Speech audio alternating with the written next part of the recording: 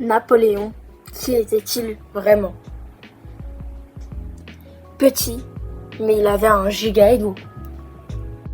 Napoléon est né à Ajaccio, en Corse, en 1769. Il n'est pas bien grand, environ 1m68, ce qui était normal à l'époque. Arrêtez avec les blagues sur la taille. Mais dans sa tête, c'est un géant. Il capte très vite que s'il veut réussir, il doit être plus malin et plus stratège que tout le monde. Son rêve, gérer la France comme une partie de risque en mode hardcore. Premier de la classe, mais avec un accent cheaté. Le gars est un crack en maths, en histoire et surtout en stratégie militaire. Il entre dans une prestigieuse école militaire et se fait remarquer direct. Mais il y a un hic, il a un accent corse ultra prononcé et ses camarades se foutent un peu de sa gueule. Pas grave, il sait qu'un jour, c'est lui qui rigolera en dernier, depuis son trône. La révolution, il arrive en mode « c'est mon moment ». La France est en plein chaos avec la révolution et Napoléon sent que c'est son heure. Il montre qu'il est un génie militaire en réprimant une révolte à Paris avec des canons. Boum! En un coup, il devient la star montante de l'armée. En plus, il est jeune, que 24 ans, et déjà général. C'est comme si un stagiaire devenait PDG du jour au lendemain. Mission Italie. Il joue en mode speedrun.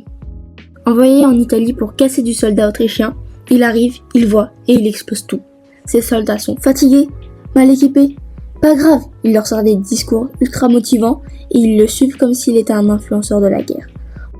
En quelques mois, il transforme une armée en PLS en une machine de guerre qui écrase tout. Égypte, on va prendre le soleil. Il se dit qu'après l'Europe, il va flex un peu en Égypte. Bon, il découvre des pyramides, mais surtout des maladies, des tempêtes de sable et une armée anglaise bien plus préparée que prévu. Son armée galère sévère et au bout d'un moment, il capte que c'est un giga fail. Du coup, il laisse ses soldats et rentre discretos en France en mode « Non, mais j'avais prévu de partir de toute façon ». Coup d'état en mode post-finale. De retour en France, il voit que le gouvernement est claqué au sol. Il se dit « Bon, si personne ne sait gérer, autant que ça soit moi ». Hop, coup d'état en 1799, il prend le pouvoir tranquille. Quelques années plus tard, il pousse le délire encore plus loin. En 1804, il se couronne lui-même empereur, histoire de bien montrer que c'est lui le patron. L'Europe, trop facile pour lui. Il commence à conquérir l'Europe comme si c'était un jeu vidéo. Il bat l'Autriche, la Prusse et plein d'autres pays en enchaînant les victoires. Il place même sa famille à la tête de plusieurs royaumes, comme si c'était une entreprise familiale. Son enfant est nommé roi de Rome dès sa naissance.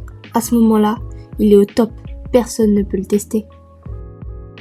La Russie, le game en mode hardcore. En 1812, il décide d'envahir la Russie. Mauvaise idée, il gagne des batailles au début, mais les Russes utilisent une tactique sournoise. Ils reculent et brûlent tout derrière eux. Résultat, Napoléon et son armée se retrouvent coincés dans Moscou sans provisions.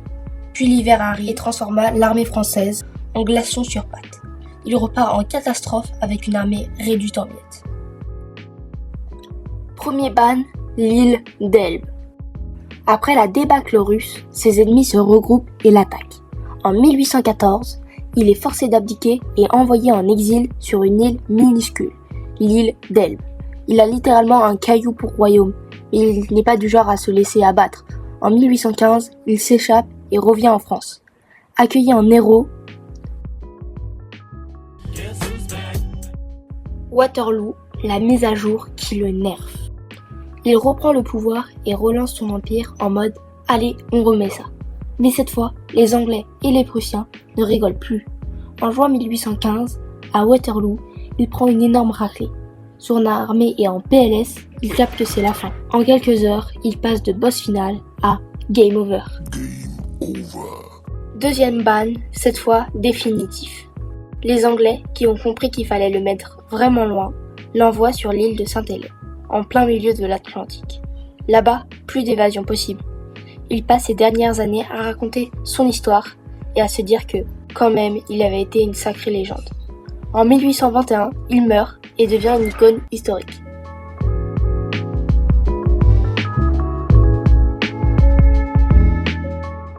Moralité, t'as beau être un génie, si tu te frites avec l'hiver russe et les Anglais en même temps, ça finit mal. Abonnez-vous, likez et commentez, c'était Gabi.